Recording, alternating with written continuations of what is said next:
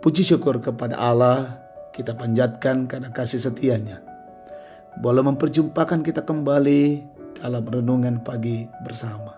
Di edisi Sabtu, 13 November 2021. Bacaan kita hari ini, 1 Samuel pasal 3, ayat 1 sampai 21. Mari kita berdoa. Bapa yang Maha Kasih, Allah kami dalam Yesus Kristus Tuhan kami patut bersyukur pagi ini Tuhan mengerahkan kehidupan kami dan memasuki hari baru. Pagi ini kami siap mendengarkan firman Allah. Kami mohon pertolongan Roh Kudus dan firman ini menjadi kekuatan dan pedoman, mengarahkan langkah hidup kami, bahkan kami lakukan dalam hidup ini. Bersabdalah ya Tuhan, kami siap mendengar. Ampuni dosa kami. Dalam nama Tuhan Yesus kami berdoa. Amin. 1 Samuel pasal 3 ayat 1 sampai 21. Samuel terpanggil. Samuel yang muda itu menjadi pelayan Tuhan di bawah pengawasan Eli.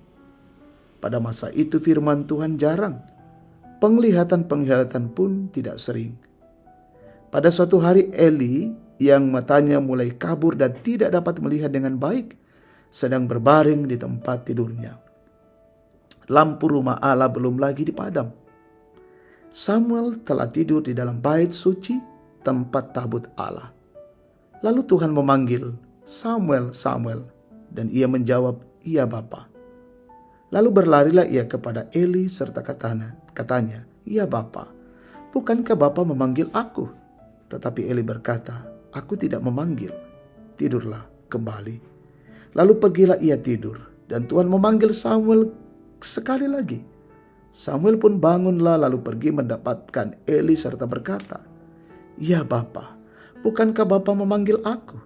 Tetapi Eli berkata, "Aku tidak memanggil anakku, tidurlah kembali."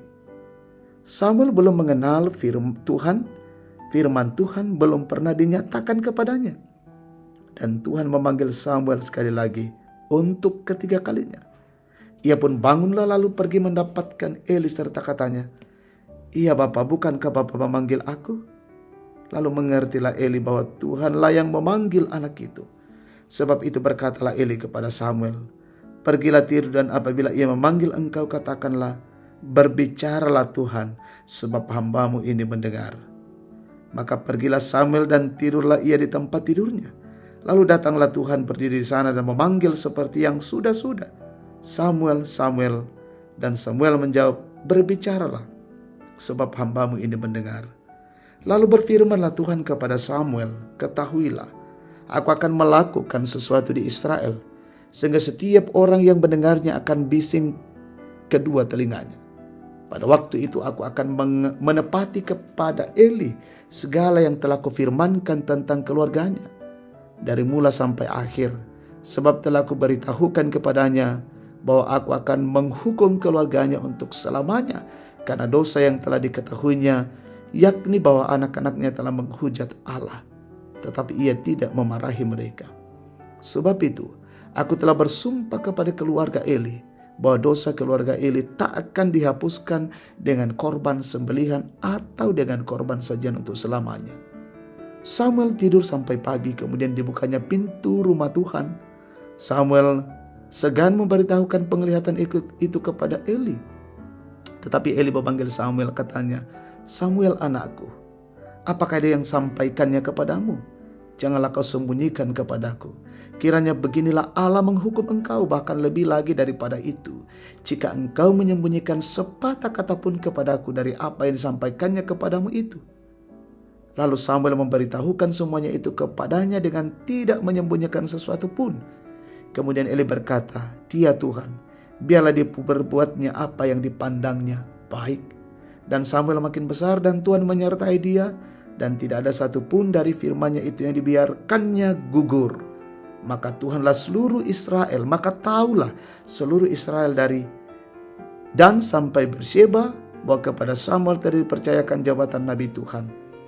Dan Tuhan selanjutnya menampakkan diri di Shilo, sebab ia menyatakan diri di Shilo kepada Samuel dengan perantaraan firman-Nya.